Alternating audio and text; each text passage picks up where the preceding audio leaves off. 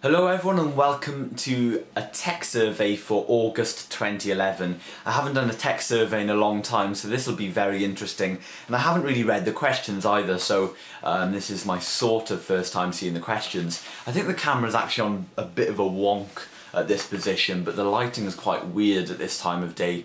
It's sort of 1 o'clock PM, of course, and the light just sort of, the sun is just at the side of the house, so nothing really flows in properly.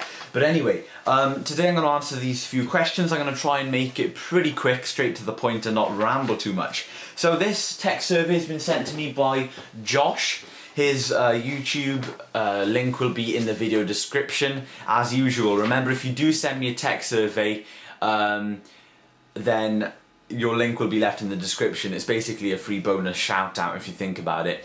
Now, I just want to make a side note about tech surveys. I was sent a tech survey months ago by someone. They sent it to me twice. I said to them both times, I'll do it. And I'm really sorry, but I can't find where I saved it. So if you'd like to send that tech survey to me again and let me know that you're the person that sent it to me months ago, then I will do that tech survey very soon in September or October or whenever you send it to me. But if that person out there has sent me a tech survey and I haven't done it, please send it to me again, in other words. So let's get on with this tech survey. Basically, I just wanted to say that because I want everyone to know that everyone's got a fair chance in this tech survey thing. Whoever sends me one, I'll do it. But sometimes, I think I got sent that in the transition between a couple of Macs or something, maybe when I was getting my Mac Pro. I'm not too sure, but something went wrong. But anyway, I'm going to get on with these questions. So, first question. What are your plans for the iMac G4? Are you going to keep it or sell it? Well, I've already sold the iMac G4. I wasn't planning on selling it. I was going to keep it and upgrade it like I told you. I was gonna max it out, make a really nice machine. Now, what stopped me from doing this was the fact that I wanted to have the 1.25 gigahertz with USB 2.0 machine to max it out.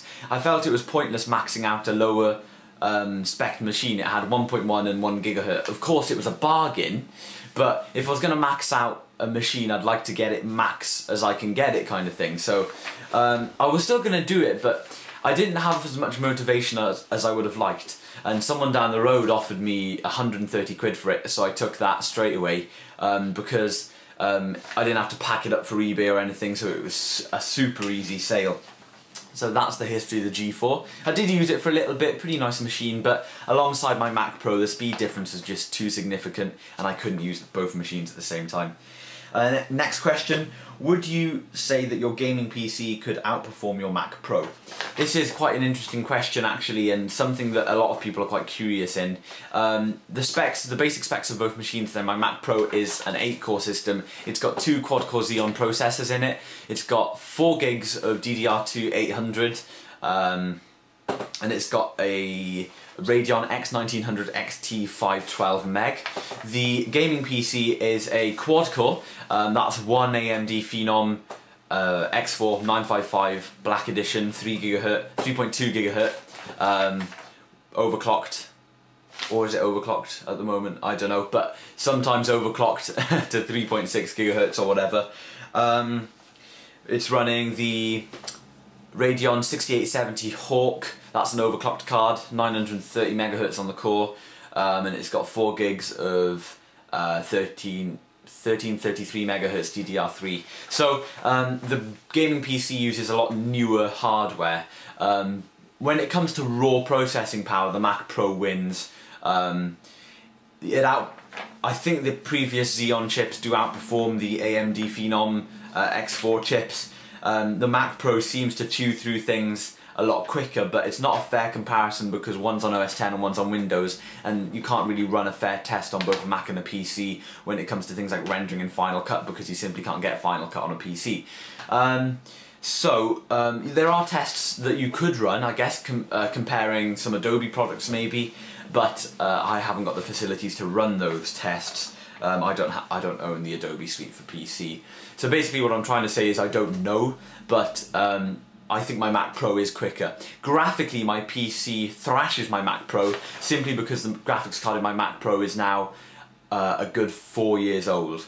I need to upgrade it, I really do, but if I put a 6870 in the Mac Pro, which I could do, then I'd say that the Mac Pro would be overall a much more powerful machine than my gaming PC.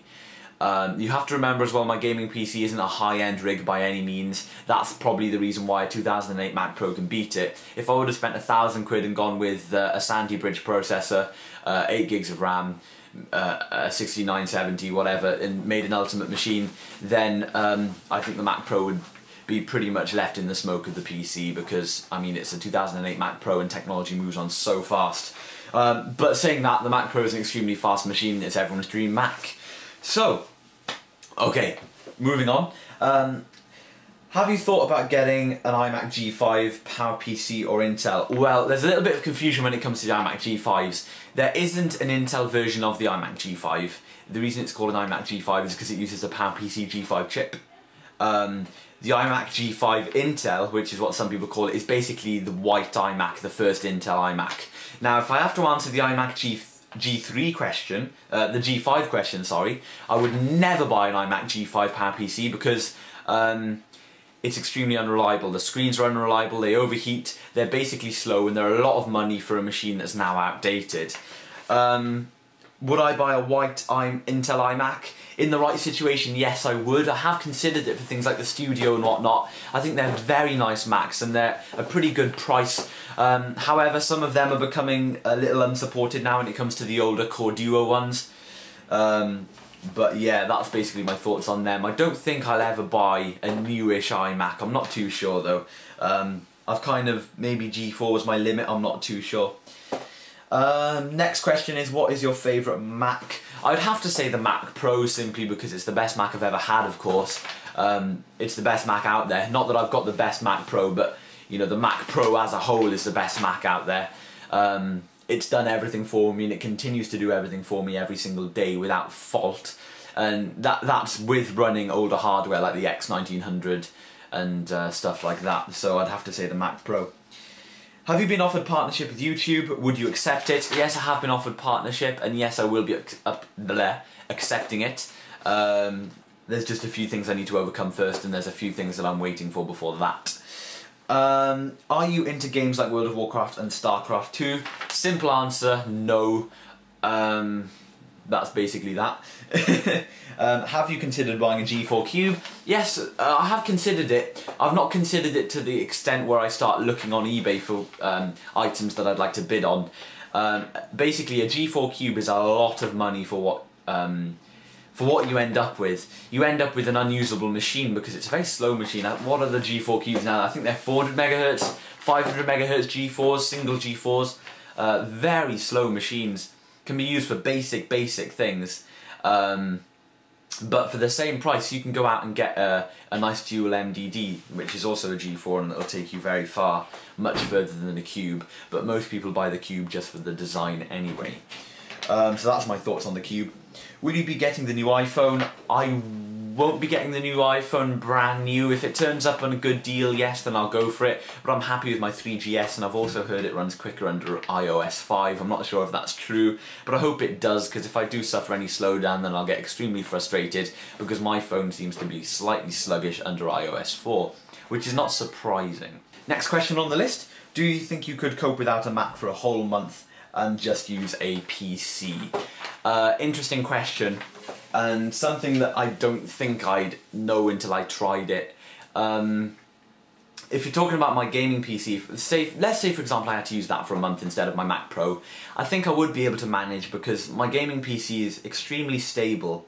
Of course, it's all my own work, it's my own fresh Windows install, so there's none of that stupid idiotic stuff that you get bundled with a normal PC. That's one thing that I hate about pre-built PCs, is the junk that comes with them. So that's that.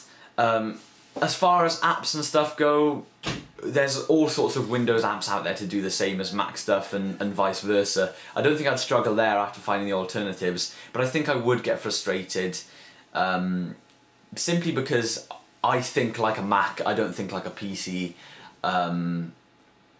It's hard to explain, but I think I could do it, but at the end of the month I'd be very glad to see my Mac Pro back in front of me. My gaming PC is great, but it's great for games, which is what I intended it for, and it's fulfilling its purpose very, very well. So that has been the tech survey for August 2011. Thanks very much to Josh for sending that in. The link to his YouTube will be in the video description, as I mentioned. Thanks very much for watching, guys, and if you do want to send in your tech surveys, feel free. ItsMyNaturalColour@gmail.com, that's where you need to send them. If you YouTube message them to me, it's highly likely that they'll slip under the wire and I'll not see them. YouTube messaging, as you guys know, is extremely unreliable and it's very hard to keep track of. So if you do want to communicate with me slightly easier, then please email me. I have noticed a lot more emails lately and slightly less YouTube messages, so I think the few reminders that I've dropped in the last few videos might have helped with that. Thank you to all of those who have decided to email me instead of YouTube messaging me. So that's the tech survey. I hope you guys have enjoyed, and I'll look forward to the future tech surveys. Thanks very much for watching, and I'll see you in the next video.